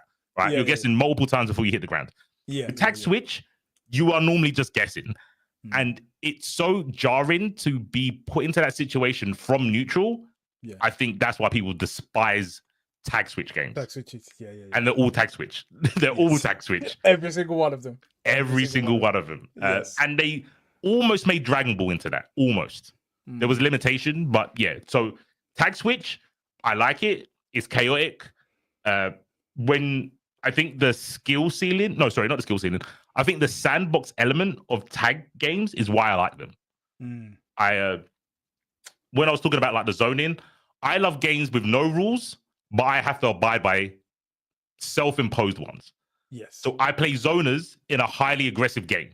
That's where I get my joy, because when I win, there is nothing you can say. You just sit there in silence. You can't say, oh, I had to hold a 50-50. No, you didn't have to hold a 50-50. You just had to win in neutral, and you couldn't do it because I'm better than you. That's what I like. And tag games are just a next level above, where you have all these resources and mechanics to your disposal to open me up. If you can't open me up, you need to pick another hobby. That's why I like tag games. That's bars right there. That's what I like tag. And Hunter x Hunter at the moment is definitely scratching that itch. Definitely scratching that itch. Okay, yeah. I'm not gonna lie. I feel like I played like the demo as well, and I think like, because I think like probably Marvel 3 is probably one of like my favorite all-time fighting games, and I think one of the reasons is because of when you're in training mode and you're trying to work out this. Oh, let's try this. There's so much exploration and things. And like I was doing a bit of that with Hunter. So I'm not gonna. Obviously, visually, it's probably not the best and whatever. But you know, you've already explained that you don't care about that. Like the system is the system. You will play whatever you enjoy, and that's the beauty of it. That's the beauty of it. So I guess obviously the Hunter that's coming out soon. Do you know much about Hunter in terms of like the characters and all and stuff, or nothing? And that actually excited me more because I have a pretty bad track record of characters I like that I like being bad. Yeah. Okay. So SJVG was bad. Nash was good for like a month, and then he was terrible in Street Fighter 5. Yep. Leo in Rev was very mid. He's pretty good in Strive. He's kind of good in Strive. But yeah, track record wise, I like a character. I want to play him, and then they're not that good. But because I didn't know anything about Hunter x Hunter before, I've started watching it. Okay, I need to start watching it because I've heard many good things about it. I'm actually watching it more. I'm like, I can't believe I didn't watch this before. I can't believe I don't have any friends, because a true friend would have put me on this time ago, and no one put me on. No one put me on. It's so sick. Yeah, no, I've heard it's sick. I've heard it's really. I think everyone that I know that's watched it, they're like, watch it. And I've just not got around to it yet, but I'm definitely gonna. I think it must have been. I don't know how far along are you actually? I'm like episode 70 of the old one, not the new one, the old one. Oh, okay. Fair. Yeah. So I'm just getting to see, like, I've seen like half the cast in the anime in the game. In there. Fair. Luckily, I like the look of Razor. Razor looks cool. I'm not seeing him in the series yet. And Kite is just a zoner, so he could look like he could be a stickman for like he can zone. He can zone, so he's getting picked basically. That's it. Yeah. Sick. But watching the series has definitely got me hyped, and I was hyped about not looking at the character select screen and go, I have to pick that person because it looks like Vegeta. That was nice. Fair. Yeah. So I guess obviously not sure when 2XKO is out, but obviously there've been 2 betas. How are you feeling about that, and thoughts in terms of the direction that's going currently in terms of I'm super okay with it. So I played like 2 matches of League. Full Metal got me to play it with a bunch of the other Dragon Ball people, and I played Brum. So I was like, oh yeah, I like playing tanks. I played a little bit of Smite, and I just like tanks. I like holding towers. I'm cool with that, and supporting. Yeah. And so I played Brum. When I looked at the character select screen, I had no like, oh, I want to play that character. Yeah. I liked Alawi mechanically, and then I saw Jinx. I was like, oh, a Zoner. That seems cool. I'll play the Zoner. Yeah. The thing I didn't like that's happening on Twitter, or has been, and probably still is everyone's talking about, oh, there's only 10 characters. And when that dropped, I thought I was the only person on the planet that could do maths, because you've only got 10 characters, but you also got like 10 different fusions. Now, the combinations are humongous. Yes. If you've got 10 characters and 10 fusions, the 3 combinations you can make out of that, I couldn't. ChatGPT might know. I don't know, but it's a lot. Yeah. If it was a 1v1 game, I'll totally understand. Totally understand. A free to play, 10 characters with, I think it may be about eight different fusions. So 8 different ways to play 2 combinations of characters. Yeah. That you don't pay for is a lot. Yeah. But yeah, people's maths is just not working. They're doing napkin math or something. I don't know, because there's a lot of combinations. As someone who plays tag games, I'm telling you, that is way more than you think it is. Yeah. In terms of different types of synergy. But I think a lot of people just see the characters, and I mean, I get that from like playing Infinite. Marvel Infinite is 2 characters and a stone. The stone can change massively a matchup and what you can do. So I think people don't do maths properly. People really care about motion inputs, but then don't play Fatal Fury. So what? And real quick, let me get nerdy real quick. Yeah. So with tag games, it's very, very difficult. Oh, sorry, tag switch games specifically, when you have an assist and then you tag into them. It's very difficult to make a game with motion inputs and tag switch, because you're going to limit the potential for calling assists and tagging with motions. For example, if you want to do a neutral assist, but you have to do a quarter circle forward to do a fireball, you can't do that, because you've got to do 3 motions to get the fireball, and then you can't call your assist. Yeah. With motions, yes, you can't do a neutral assist and like forward special, but there's only 1 motion there. So you, especially on a hitbox, you can plink it. Motion inputs hinder the freedom of tag switching, because and unless you do something like Marvel 3 where you have to pick 1 assist, that's different. But most of these games, they've got multiple assists now. Exactly. You're, especially like in Hunter x Hunter does it the simplest way I've seen, where whatever your special is on point, if you do that as your assist, that's the assist. So if Gon's fireball is forward special, when it's an assist, forward assist is fireball. Football, that's how it works. Yeah, it kind of works out. It makes perfect sense. It's super intuitive. There's a lot of chaos. There's probably too many options, but why things work the way they do is very intuitive. And that's a big point about tag switch games that people don't talk about. It's mechanically bad to have motion inputs in a tag switch game. Active tag is fine. Like I said, Cross Tekken and Infinite, they both have it, but it's because I'm not calling assists. Yeah. Shout out to Edwin Townsend. He obviously said he's all for simple inputs, but it needs him to take at most 6 buttons of the controller for the default config. Because I remember I played the Hunter x Hunter demo on Steam Deck. Yeah. And I'm thinking, okay, this does this, this does this, this does this. And then I've got like 6 buttons, and I'm like, but there's still 2 more buttons. So it feels like it's an 8-button game. So it's a bit mad right now. So what are your thoughts on that? I'm just gonna get my light as well, because it's getting a bit dark in here. So let me just get the light. But man. My take is skill issue. There's, unless you play on a stick, I'll say it again when you're back. I'm here, man. I'm here. Yeah, I say it's a skill issue. If you've got a hitbox, a stick that has 8 buttons, and the game is asking you to use 7, it's, I don't know what else to say. It's a get good. Like, you might be used to 6. Unless you've got an old arcade stick with only 6 buttons, or like you said, you're playing on a Steam Deck, totally understandable. But how is this not a skill issue if you've got 8 buttons and the game is saying use 7? Oh, that's bars right there. That's bars again right there. Oh, we have had some You gems got today. We have had some gems Joy-Con. today. You're fine. You're Mr. E. Fair enough. And you're on a treadmill. You can get the buy. You're multitasking and all sorts.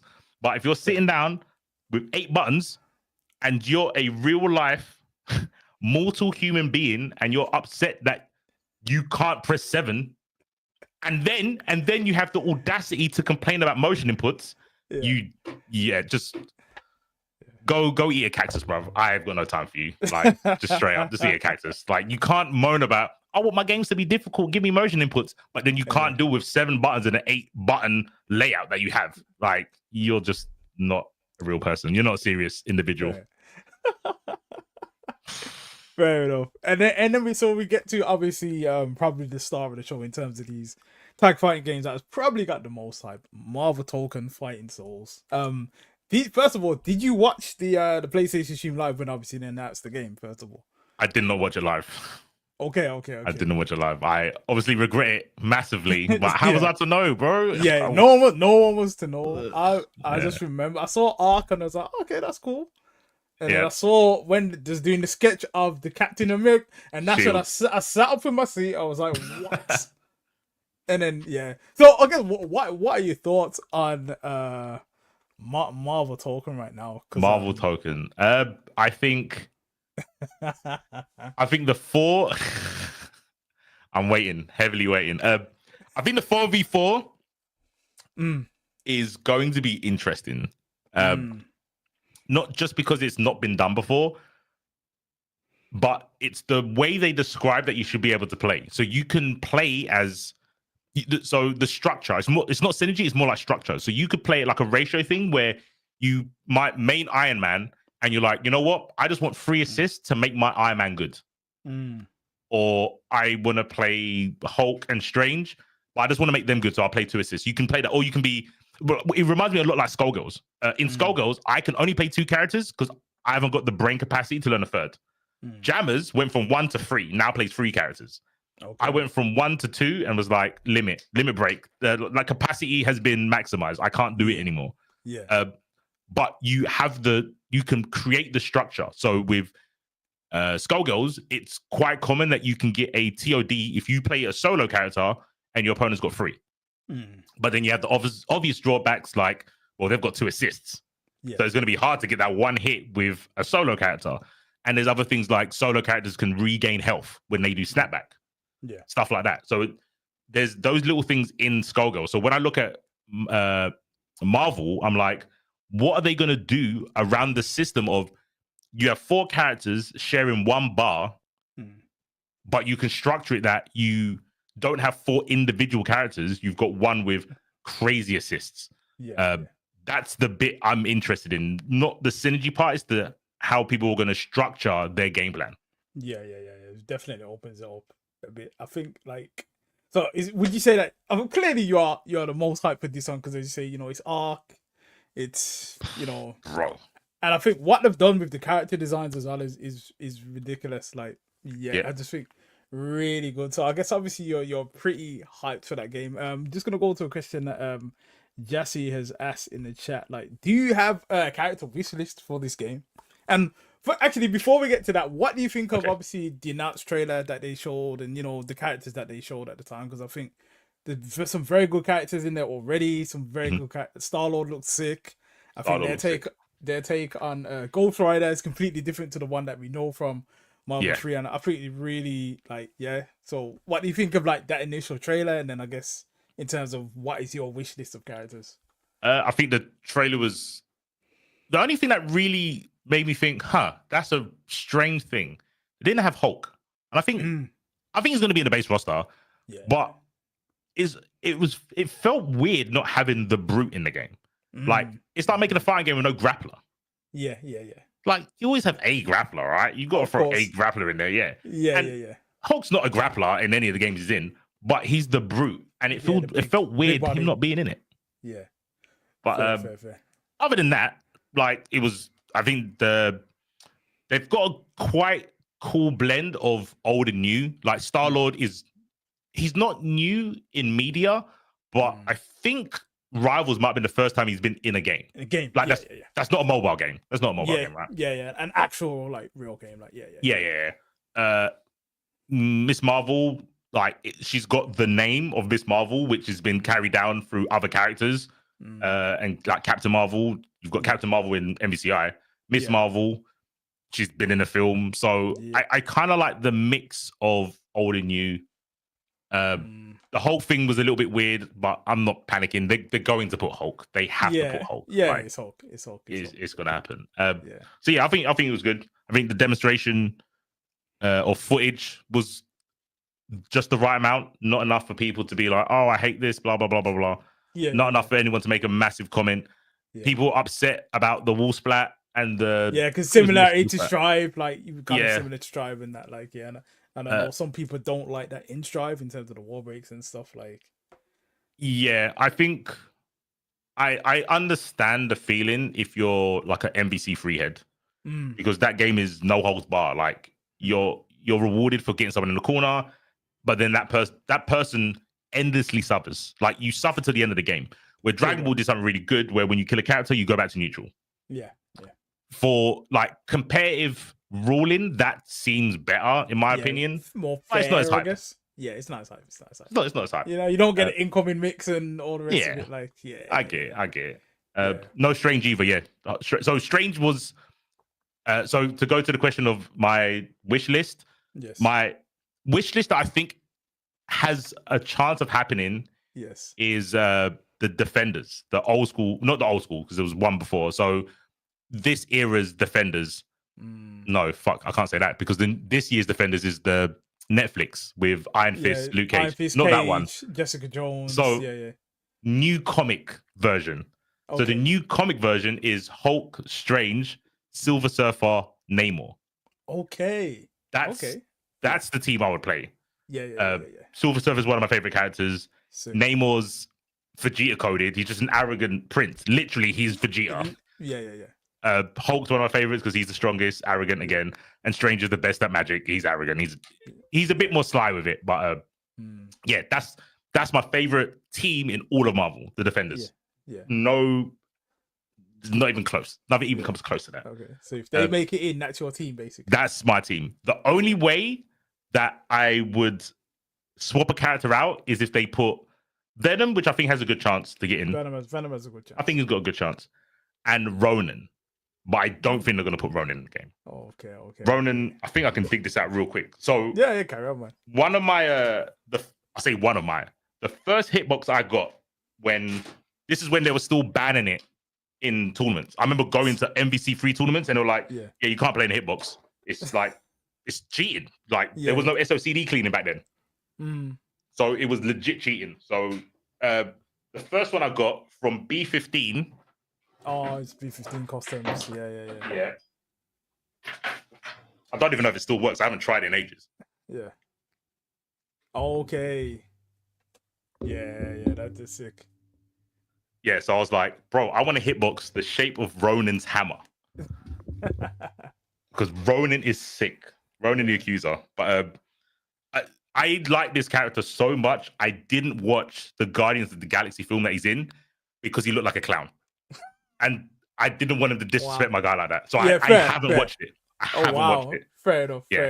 Fair. I saw the preview and I was like, bro, they just dressed up a guy and put face paint on him. That's disrespectful. I can't. Not doing it. Can't do it. Nah. Can't do it. But I would love for them to put him in the game.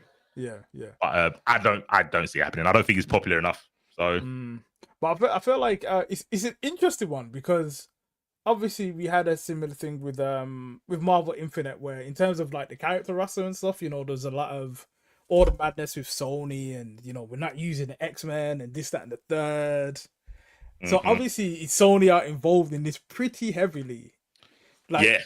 So I feel like they're probably gonna have some influence on the roster. And, you know, you got the recent Marvel films and stuff coming out, but I think it would just be interesting to see how this roster. But I think one of the good signs already is that we saw Storm in there. So, you know, mutants seem like they're back, which was one of the main issues with MVCI at the time. But Yeah, Mhm. I'm hyped for this game anyway. I can't wait. Like I feel, and I feel like obviously it's got a bit of strive. It seems like there's Mhm. bits and elements of Dragon Ball as well, which again is obviously another game that you like. I feel like this game is set up to succeed. I don't want to say it's the savior because like I don't believe in FGC saviors, but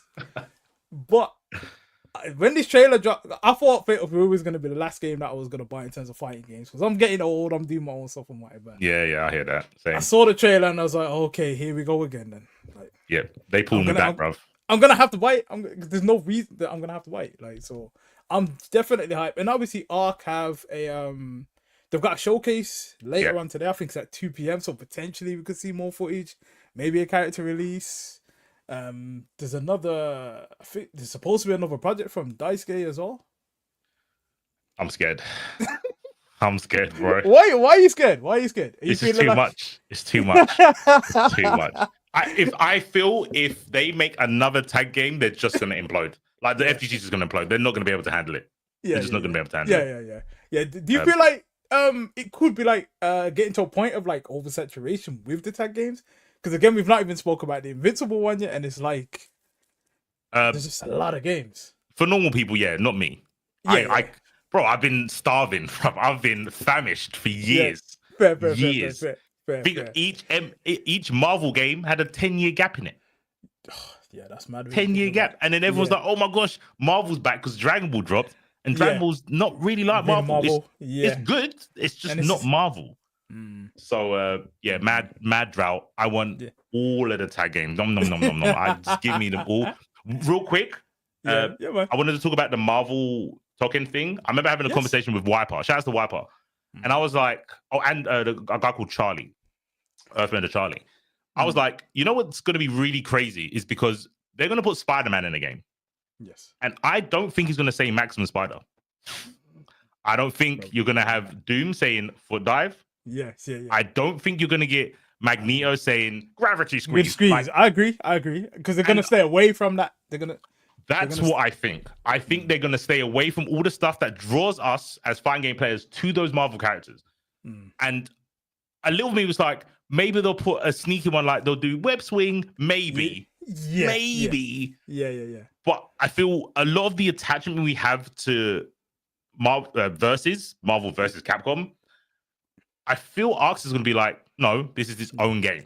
Yeah, because they don't want the callbacks to that, because that's what, as soon as the trailer dropped, everyone's thinking Marvel versus Capcom, and then we know how this character plays, you know how that character plays, foot dive, etc.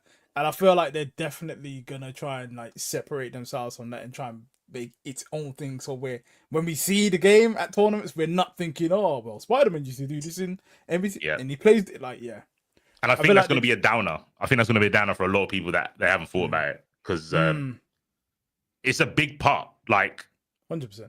It's I'll say it's a culture. Like the Marvel fighting games, like Marvel versus, it's a culture, and it's almost restarting. It's almost restarting the culture, because it's not technically even a tag. It's not really even an assist game, right?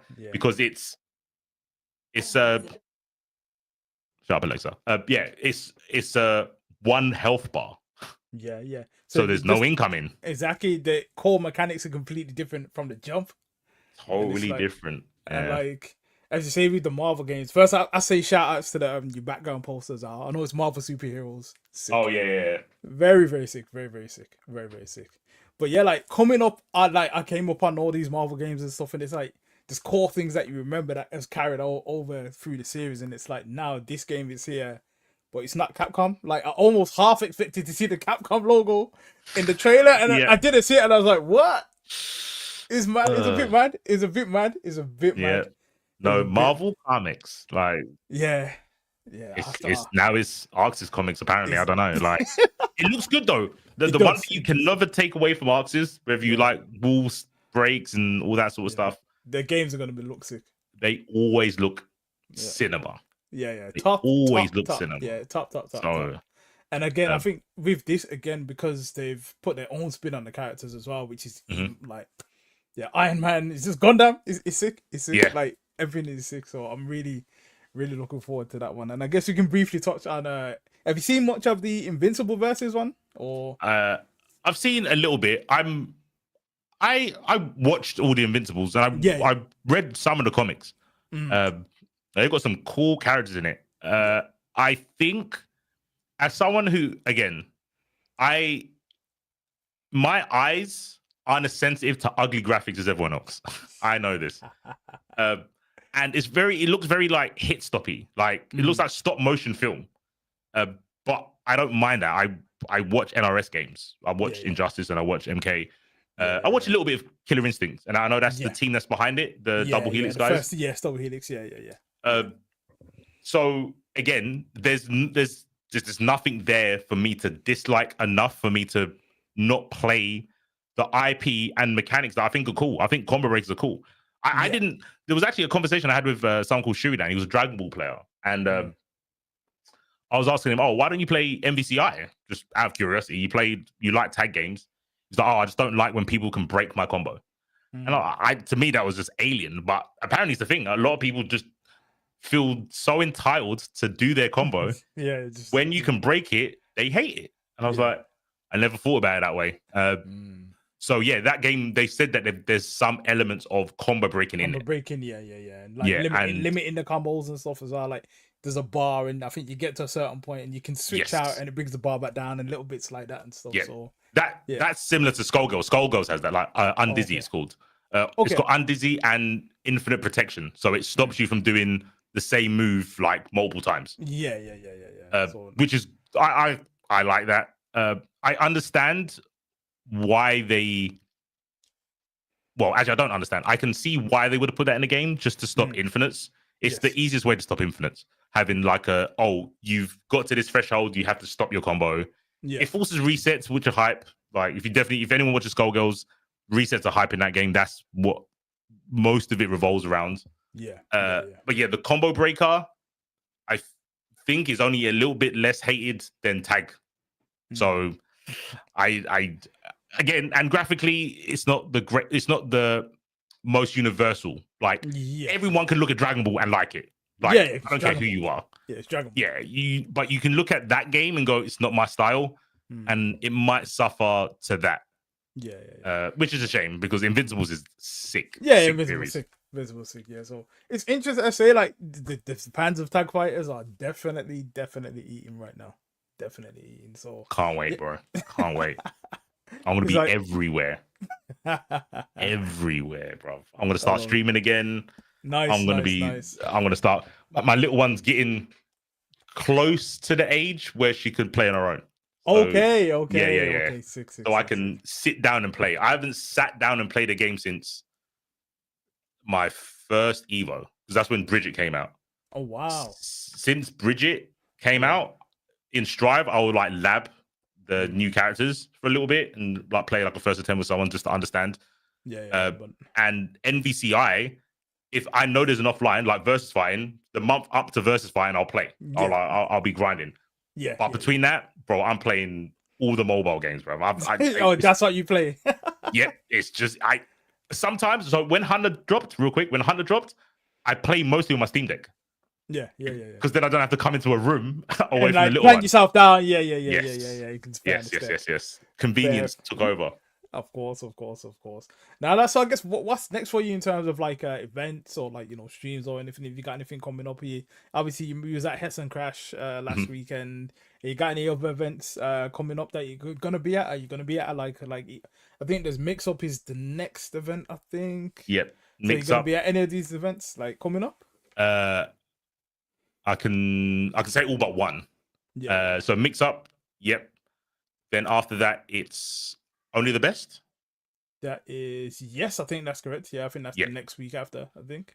And then the next month, it's the second week is, what is it? Crossover in Germany. Yes, I'm gonna be there. Then it's Versus Fighting. Yeah. So I'm going to all of those.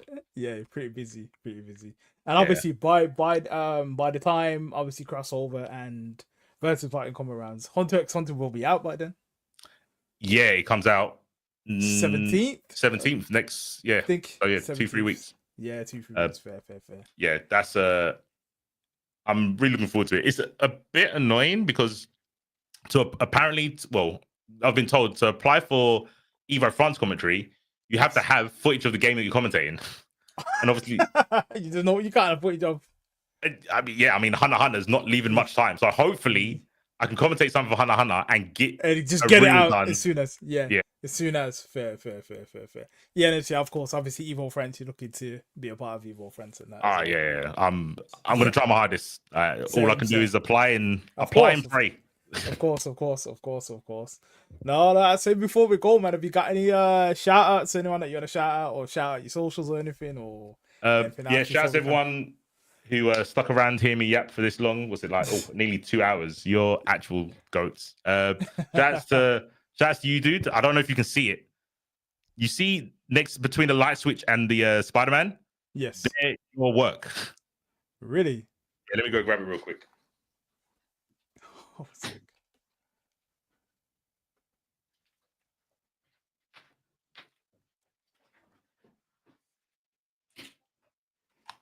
I swear I didn't just put them there. If you look at any time I've commentated, they're always there. They're always there. On God, they're always there. Okay. I think 2 of them I ordered from SBD Designs.